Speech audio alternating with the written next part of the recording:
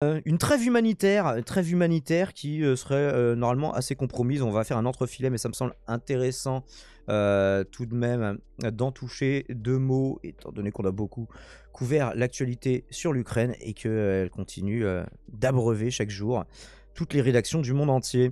En direct, donc ici un article de Libé, guerre en Ukraine, la Russie annonce une nouvelle trêve humanitaire pour ce mercredi matin. Demain matin, au moment où on enregistre la vidéo, il est 23h50. Mercredi, c'est dans 10 minutes. En ce 13e jour de guerre, l'AIEA a fait état de tirs d'obus sur un centre de recherche nucléaire à Kharkiv. Vous avez vu, je sais pas aussi le truc, si c'était fake ou si c'était du montage, ou genre des photos aussi d'un TIE Fighter abattu. Qu'est-ce qui se passe? Mais je pense que c'est juste un montage plutôt bien fait. Un premier couloir, oui, j'imagine pas que les mecs ils ont construit une vraie maquette de TIE Fighter pour la mettre sur la route, quoi. Un premier couloir humanitaire a vu le jour dans la matinée à Soumy. Donc ici on voit à Kyiv en Ukraine, donc le 8 mars. Donc c'était une photo d'aujourd'hui. Donc un petit résumé proposé par Libération, l'armée russe a annoncé une nouvelle trêve pour l'évacuation des civils en Ukraine ce mercredi matin. Alors le problème c'est qu'on parlait aussi de couloirs humanitaires, mais c'était pour les faire transiter jusqu'à la Biélorussie ou à l'Ukraine, et ça ou à la Russie. Pas jusqu'à l'Ukraine, un couloir humanitaire qui va de l'Ukraine à l'Ukraine, ce serait un petit peu débile, Daimon. Mais on est d'accord. Mais et donc voilà, c'est ce que dénonçait un petit peu l'Ukraine dans les précédents jours. Donc on va voir ce qu'il en est, ce dont il est question aujourd'hui. Déjà ce mardi, la Russie a annoncé la mise en place de cessez-le-feu locaux dans plusieurs villes ukrainiennes. Pour la même raison, des corridors ont été ouverts au moins à Soumy et Mariupol. On se souvient que les combats à Mariupol avaient été assez intenses. Toutefois, après que des bombardements ont frappé le port assiégé du sud-est de l'Ukraine, les autorités ukrainiennes ont dénoncé une attaque contre le convoi de civils. Enfin, ça, je savais pas si c'est sourcé ce truc-là, là, j'en vois pas, mais enfin, c'est des déclarations des autorités ukrainiennes. Est-ce qu'ils vont finir par le sourcer? Si ça se vérifie, c'est quand même ouf, quoi. T'as des convois de civils et qui se font. Enfin, ce serait fou. Au 13e jour de l'offensive, juste pas de commentaires. Au 13e jour de l'offensive russe en Ukraine, des bombardements ont visé la ville de Soumy dans le nord-est du pays. Selon le ministre ukrainien de la Défense, Oleksiy Reznikov, les troupes de Vladimir Poutine se préparent à des offensives d'ampleur contre les principales villes déjà écrasées par les tirs d'artillerie. En premier lieu, Kiev, Kharkiv, Ternigiv au nord et Mykolaiv au sud. Donc là, on nous parle plus de Mariupol et de Kiev non plus, Kiev qui est quand même très très proche de zones détenues par les Russes. Des zones au nord, notamment justement, là ils sont arrivés par la centrale de Tchernobyl, toute cette zone-là qui a été occupée. Et je crois que les réacteurs ne sont plus en activité, je suis pas sûr, ou en tout cas normalement ils auraient maintenu l'équipe qui bossait dedans, même s'ils ont pris le contrôle de la centrale. Je crois que ça s'est goupillé comme ça, quoi. Donc il n'y aurait pas de menace immédiate. Le président américain Joe Biden a annoncé mettre en place un embargo sur les importations américaines de pétrole et de gaz russe aux États-Unis. Le Royaume-Uni va arrêter les importations de pétrole russe d'ici fin 2022. Alors on le voit aussi que ça a des conséquences, parce que les prix de l'essence à la pompe s'envolent bien au-delà des 2 € actuellement. Et j'imagine, toi, par exemple, l'ours qui fait un petit peu de route en ce moment, t'as pu constater ça. Malheureusement, est-ce que l'ours l'ours est parti. Il est parti, Mazo, avec un vieux macho qu'il avait rencontré dans une station de métro. Bah écoutez, je ne l'avais pas entendu partir. Le TIE Fighter, c'est un reportage d'une télé israélienne. Le monteur a pris une vieille vidéo promo de Star Wars. D'accord, ouais, merci pour l'info. Parce que les gens le mettaient en disant, et pendant ce temps-là, voilà comment la guerre en Ukraine est couverte par les chaînes étrangères. C'était notamment Tablian qui avait fait une vanne là-dessus. Bah, du coup, j'avais trouvé ça drôle, mais si je me disais, mais what the fuck, ça vient d'où ce truc-là? Bah, merci pour l'info, Ourasi Ferrazis. Ferraris, pardon. Ils sont rapatriés, les Français, en Ukraine. Je crois que ça fait partie des premières choses qui avaient été faites, hein. Nous, on avait suivi ça ils ont mis plusieurs du temps, semaines. là, ça, Ouais. Un article la semaine dernière, ils ont envoyé quelques bus, vous savez, les petits bus, hein, pas les grands bus où vous pouvez être 40 dedans. Oui, là, ils peuvent plus de toute façon partir en avion, hein, mais... Ouais, il pourrait être que 11.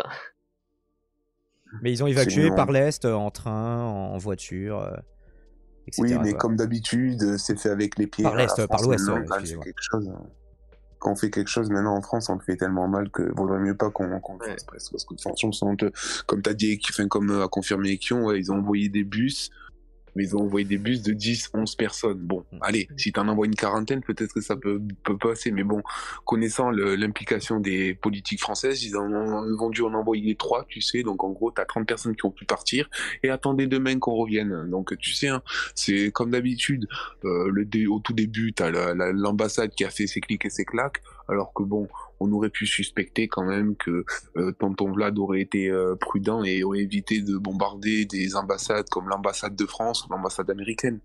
Il est fou, mais peut-être pas déclencher de suite la troisième guerre mondiale. Donc bon, on n'était peut-être pas obligé de fuir comme savent le faire nos chers... comment s'appellent ceux qui sont dans les ambassades déjà, nos chers... Les diplomates, les ambassadeurs. Diplomates, voilà. C'est des gros lâches, les diplomates. De toute façon, ils font du bon boulot, on a une bonne présence. Leur boulot, c'est Mais pas de quand faire il y la a guerre après, hein, mais... Mais alors, c'est pas grave. Ils sont censés protéger les Français, ils sont censés les servir. Ok, si t'as besoin de faire l'évacuation d'une capitale d'un pays, eh ben tu restes. Tu restes surtout quand tu sais que t'es la 5e puissance du monde, surtout, comme je l'ai dit au début, nucléaire. Donc, en soi, il semblerait que ton ambassade va être protégée de tout bombardement. Donc, tu portes tes baloches, tu restes quelques jours et t'organises l'évacuation de tes compatriotes. Mais bon, bien sûr, ça, Macron, qu'est-ce qu'il a dit? Il a dit non, vous fuyez, vous allez de l'autre côté de l'Ukraine et tout. Bon, ils sont quand même restés. Au moins, on peut dire qu'on a encore une ambassade en Ukraine. Mais jusqu'à quand?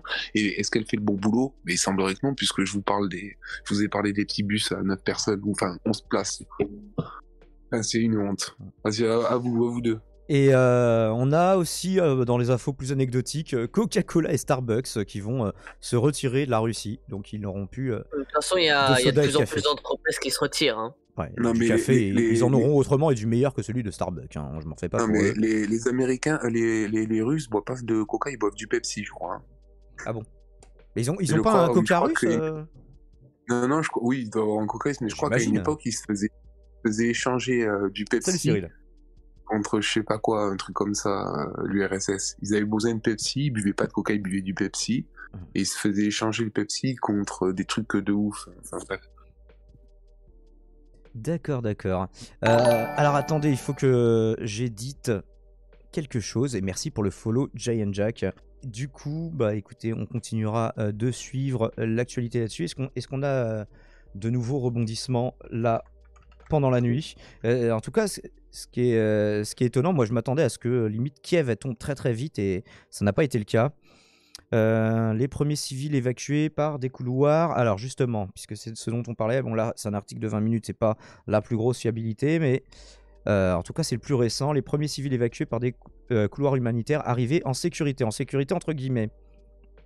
Attendez, je vais me rajouter aussi le lien sur mon propre conducteur, parce que ce serait dommage de l'oublier. Voilà qui est fait. La Russie a annoncé des cessez-le-feu locaux pour évacuer des civils dans 5 villes, donc Kiev et Kharkiv. Kiev aussi? D'accord, on n'avait pas lu ça sur l'article d'avant, il me semble. Zelensky a accusé Moscou d'avoir fait échouer des précédentes tentatives de couloirs humanitaires avec des routes inacceptables vers la Russie et le Bélarus. Donc c'est ce que je disais, Bélarus, Biélorussie, c'est la même chose. Ville de Soumy durement touchée, ça on l'a vu. Une vidéo. Mais alors, je vois pas sur les personnes qui ont été évacuées qui sont arrivées en sécurité. Estime que le gazoduc Nord Stream 2 est mort. C'est un gros morceau de métal au fond de la mer. Je ne pense pas qu'il puisse être ressuscité. J'ai exprimé étrangement. Et je vois un titre, voilà, un petit peu putaclic de 20 minutes. Mais ah, si, 1100, voilà, 21h40, 1100 étudiants étrangers font partie des civils évacués. Bonne nouvelle, des civils ont été évacués de Soumy. Le premier convoi de 22 bus est déjà arrivé. C'est ce dont tu nous parlais aussi juste avant, Aurélien. Dans la ville de Poltava, au sud-est de Kiev, a annoncé l'adjoint au chef de l'administration présidentielle ukrainienne sur Telegram. 1100 étudiants étrangers vont continuer d'être évacués en train vers Lviv. Alors, où est-ce que c'est Lviv? On va check ça. Est-ce qu'on peut dézoomer un petit peu? Donc c'est vraiment dans l'ouest du pays, j'imagine, un endroit où les combats sont quand même moins intenses, près de la frontière polonaise. Mais ils sont évacués vers là-bas, donc du coup ils restent en Ukraine en fait. À présent, tout le monde est en sécurité. Attends, je finis juste ça. Ouais, vas-y, finis. Tout le monde est en sécurité, a reçu la nourriture, a-t-il poursuivi. Une deuxième colonne de 39 bus de civils est en route et se trouve déjà dans la région de Poltava. Selon lui, ce sont des enfants, des femmes, des personnes âgées, des étudiants étrangers. Les gens pourront rester au Poltava ou continuer leur évacuation vers Lviv dans l'ouest. Donc j'imagine que c'est un petit peu moins à l'ouest. S'il dit continuer l'évacuation, on va check ça. Et vas-y, je te donne la parole du coup, Aurélien. Non, c'est bon, je sais plus quoi dire. C'était pas très intéressant ce que j'avais à dire. Mais C'est que je vois pas bien la carte. En fait, je pense que quand tu veux nous montrer une carte, il faudrait, ou quand tu montres un article, il faudrait qu'on change peut-être la disposition et que ce que tu veux nous montrer soit en plein écran, qu'on réduise toi une petite photo à côté et que tu mettes le chat en transparent. Je peux essayer de vous mettre en plein écran. Regardez, voilà, vous l'avez en plein écran là. Mais... Souvent j'ai du mal, mais après moi c'est moi qui ai du mal à voir. C'est surtout que j'essaye de faire un écran où on peut voir à la fois les notifications, le chat, la cam et du coup la fenêtre que je vous montre, mais c'est peut-être pas l'idéal. Bref, ça c'est du détail. Je vais pas t'embêter avec ça maintenant, t'inquiète. Je suis chez pour rien à des moments qu'il faut pas.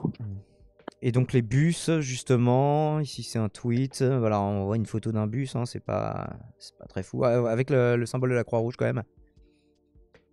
They describe living in bunkers with very little food or water. Ils décrivent vivre dans des bunkers avec très peu de nourriture ou d'eau. Under shelling. Shelling, je saurais pas comment le traduire. Je connais les shelling. Bombardements. Ah oui, shell, d'accord. Oui. Sous les bombardements. Une foule très anxieuse. No crammed on a slow train west. Et puis qui se dirige du coup à l'ouest. C'est des étudiants indiens sur le coup qui avaient été piégés, sommés pendant des jours. Ils sont juste arrivés à Poltava, d'accord. Et du coup, j'imagine que c'était encore plus à l'est dans les territoires disputés. Je connaissais l'histoire avec les croûtes de... Non, ça a l'air d'avoir rien à voir. Enfin bref, voilà, petit point sur l'Ukraine. On vous en fera d'autres, évidemment, au fur et à mesure que les événements continueront de se produire, en espérant qu'ils cessent de se produire, évidemment.